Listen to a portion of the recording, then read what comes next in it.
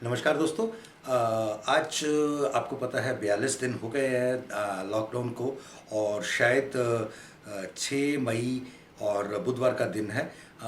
मैं आपके सामने पहले तो फेसबुक पे लाइव आ रहा था, तो प्रश्न उत्तर भी ले रहा था, लेकिन प्रश्न उत्तर अभी भी आ रहे हैं। मुझे बहुत अच्छी खुशी की बात है इसमें कि आपके प्रश्नों को भी मैं टेकअप कर पाता हूँ।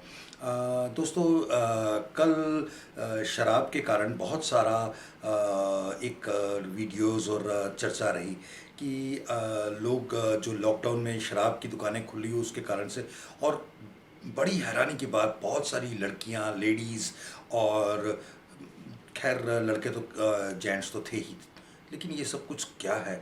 मुझे कहीं ना कहीं ये पेरेंटिंग से जुड़ी हुई एक बात नज़र आती है। आज हम पेरेंटिंग की सीरीज़ में आपसे बात कर रहे हैं कि क्यों किसी का बच्चा किन कारणों से उस दिशा में चला जाता है जिस दिशा में हम रोक रहे होते हैं। इस पे 5 कारणों को मैं टेकअप करके आपके सामने रखने की कोशिश करूँगा। देखिए, करेक्टर स्पीक्स। जब तक आप मुंह से बोलते हैं ना, उस दिन तक आपकी कानों से या मन से कोई नहीं सुन रहा होता। वो कानों से सुन के दूसरे कान से निकाल रहे होते हैं। और जिस दिन आपका करेक्टर बोलता है, आपकी बातें कुछ दम लेके आती हैं, उस दिन बात को बनने में टाइम नहीं लगता। और आप ये समझिए, उस दिन के बाद बातें बननी शुरू हो जाती है। एक ये बहुत इम्पॉर्टेंट एस्पेक्ट है। सेकंड, आप बच्चे के साथ उसकी एज के मुताबिक हर समय उसको कुछ ना कुछ गाइडेंस। लोग कहते थे ना, मेरे पिताजी ये कहा करते थे, मेरे मम्मी ये कहा करते थे, मेरे पिताजी ये कहा करते थे। यार, आजकल बहुत कम ऐसा सुनने में मिलता है, मेरे मम्मी या मेरे पापा जी ये कहते थे। क्यों? क्योंकि हम पैसा कमाने में इतना मशगूल हैं कि हम कुछ कहते ही नहीं। सबसे इम्पोर्टेंट है, हम उन्हें मिलें, बैठें, बात करें। कम से कम दिन में 1 या 2 मील तो इकट्ठे खाएं, और उसमें हम उनसे बात करें, चर्चा करें, थोड़ी देर फालतू बैठें। और टीवी उस समय बंद रहे, मोबाइल्स उस समय बंद रहें। कुछ नियम हों, कुछ असूल हों, कुछ बातें हों, कुछ चर्चाएं हों, और उनसे कुछ ना कुछ अच्छा निकल के ही आएगा। और वो बहुत कुछ दे के जाएगा। स्टोरीज़, इंस्पिरेशंस, हम ऐसा करते थे तो ये होता था, हम ये वो, हर चीज़ में कहीं ना कहीं कोई ना कोई एक शिक्षा आपकी ज़िंदगी से ट्रांसफ़र अपने आप होगी। उसके लिए कुछ सीखने की, सिखाने की ज़रूरत नहीं। एक बहुत इम्पॉर्टेंट, एक आपने उन्हें गाइड करना है कि किस तरह की कंपनी, किस तरह के दोस्त, किस तरह के साथी आपके लिए अच्छे हैं, किस तरह के दोस्त आपके लिए अच्छे नहीं हैं।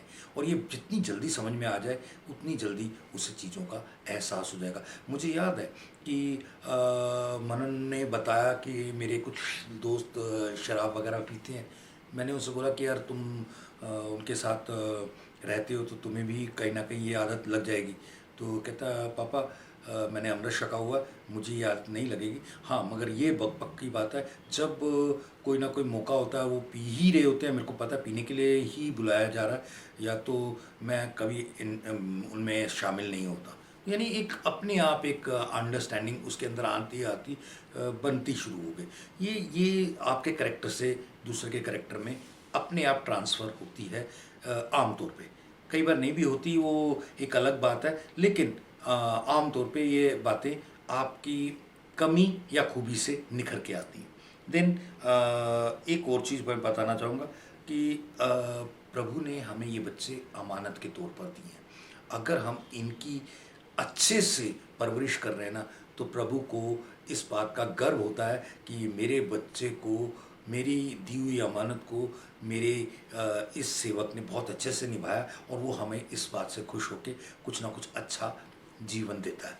तो लेकिन अगर हम उसको अच्छा नहीं कर पाते तो प्रभु भी खुश नहीं रहता कि यार, ये एक काम दिया था वो भी ढंग से नहीं कर पाया। लास्ट में एक एग्ज़ाम्पल के साथ बात ख़त्म करूँगा। जैसे दादा दादी, नाना नानी, आप देखेंगे कि 90%, बहुत कम होता है, बहुत रेयर होता है कि नाना नानी, दादा दादी इंस्पायरिंग ना हो, प्यार करते, अनकंडीशनल लव उनकी तरफ से ना फ्लो कर रहा हो। वो आपके मार्क्स के कारण, आपकी आदतों के कारण, आपकी चीज़ों के कारण आपको प्यार नहीं कर रहे, तो वो आपको प्यार कर रहे होते हैं। तो इसलिए ये एक सीखने जैसी बात है माँ बाप को दादा दादी से, नाना नानी से, ताकि हम अनकंडीशनल गिविंग में जब आ जाएंगे ना, तो अनकंडीशनल उनका निखरना, उभरना, संवरना भी शुरू हो जाएगा। Thank you. नमस्कार।